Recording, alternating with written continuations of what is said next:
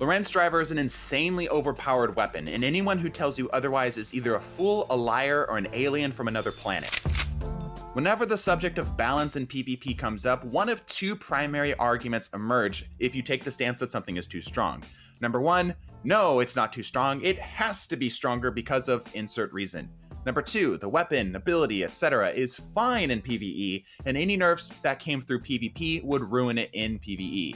I would like to deconstruct each argument and provide a reasoning for each being misguided or just plain willful stubbornness. To be clear, I like the idea and the direction of the Lorentz driver, and I feel like it would be unfair to the weapon to just throw it into the bin of OP gun, don't use or you're trash, without giving it credit for where it's deserved. But first, I need to break down the barricade that this weapon is acceptable at its current power level. Yes, even after the nerf.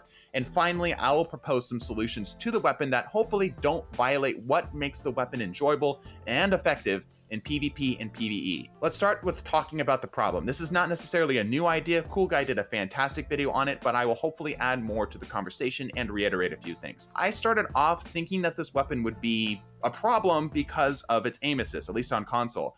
And I was pretty wrong. I thought, just having seen the shots that people were landing on me, that it was because the hitbox of somebody's head was just ridiculously large, which is true to a point, but it's not the main issue of the weapon. It's not the reason why the Lorentz driver is so damn powerful. The second issue to the weapon is how just versatile this weapon is. It's great at long range, it's okay at close range with a good hip fire, it has great crowd control tools, it has fantastic informational gathering, it'll give you back rubs while you're getting kills and whisper sweet nothings in your ear. It's very good at doing a lot of different things. But by far the biggest issue is body shot damage. It is very easy to acquire this body shot damage increase as well. An orb of light, stacks on stacks, taking charge, higher energy fire, boom. That's 2 shots of 1-shot body shot. 5 kills in a row, charge harvester, boom. That is, again, with stacks on stacks, 2 shots of 1-shot body shot. Get 2 quick precision kills, precisely charge equipped, boom. Again, with stacks on stacks, that is 2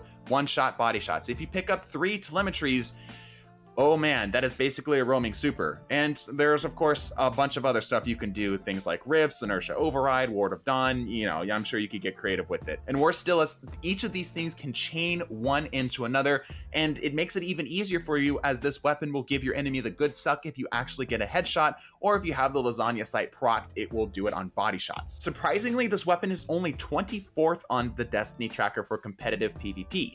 Why? Even Monarch is higher on the list, which, by the way, as a bow zealot, makes me very happy. I think the reasoning is primarily because this weapon has a very specific appeal.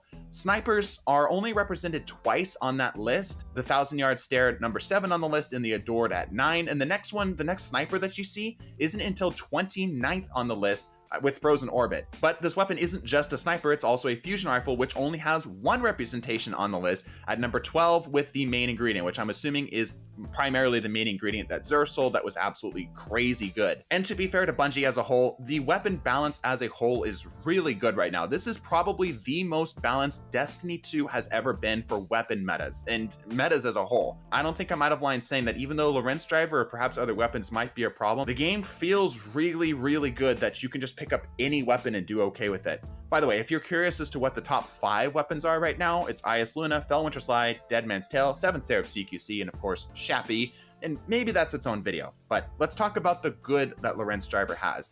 First of all, it is a long-range weapon that can seriously compete in top-tier play, and it doesn't punish you if you get caught in close range, as its hipfire is somewhat manageable. Info gathering and crowd control tools aren't very sought after in PvP. It's mostly dueling that people are going for. That's why hand cannons are so popular, and this weapon does both of those things really, really well. It really opens up some play styles if you want to play a little bit more backline, and you're not the type of person that wants to rush in with a hand cannon and a shotgun like 90% of everyone in the Crucible right now. And lastly, and perhaps most importantly, dare I say, it is extremely satisfying in both its visuals and its sound design. This weapon looks and feels so much fun to shoot. I can easily see why somebody just sticks on this weapon and loves it to death, even if it gets nerfed to the ground, because of how satisfying this weapon is. It does bring up a good question though. Why isn't this weapon used? Despite me making this video claiming this weapon is ridiculously insane and so overpowered, why don't we see this in at least the top 20? Well, like I mentioned, it does have a very specific appeal. It's kind of a fusion rifle and a sniper rifle at the same time.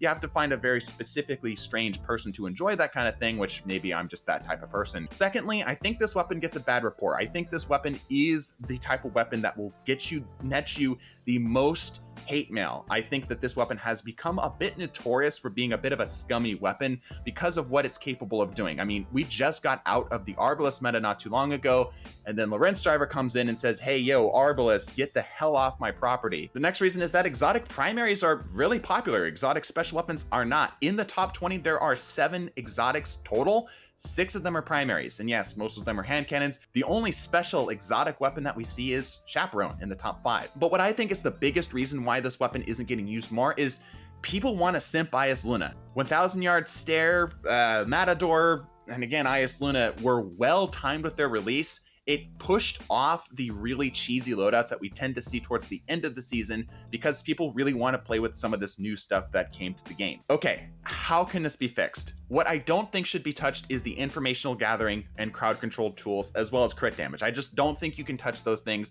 without ruining the gun or pulling something out of the game that this weapon really provides well to the game. Like I mentioned, the core issue is the body shot damage. At its base damage, it does 166 body shot damage with a plus 20% increase to body shot damage, which again, powering rifts or charged with lights, bring that up to 199 body shot damage. To put that in perspective, you have to have 10 resilience in order to survive that, or else you're dead every single time. Compare that to a high impact sniper, which only deals 158 to the body, plus a 20% increase brings it up to 189, means you only need 5 resilience to survive a body shot. I think if Bungie were to bring the Lorentz driver in line with high impact snipers and just compensated by increasing its critical hit damage in PvE or something, I think that would be perfectly fine. I think that would keep the weapon balanced in both PvE and PvP, or even better, just separate these two in the sandbox, right? Keep the weapon the exact same in PvE and slightly nerf it down in PvP. I don't think the Lagrangian sight can be balanced in PvP without effectively killing the perk. One solution is just to remove targeting on Guardians altogether so that the telemetries just don't drop ever, which I think would be okay. Frankly, the Lagrangian sight, when it's procced, is just a roaming super. It's even longer than a roaming super. It is like a golden gun with a little bit of wind up.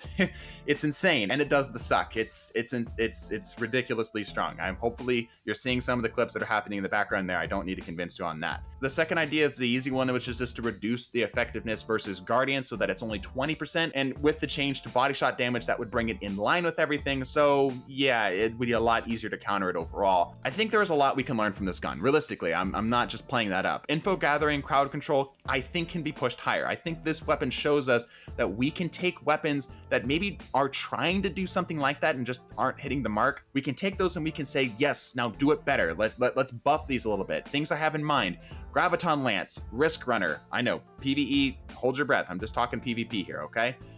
Most trace rifles, Borealis, Skyburner's Oath. My goodness, Skyburner's needs a buff. Polaris Lance, Symmetry. Again, PvE, hold your breath. I'm just talking PvP here.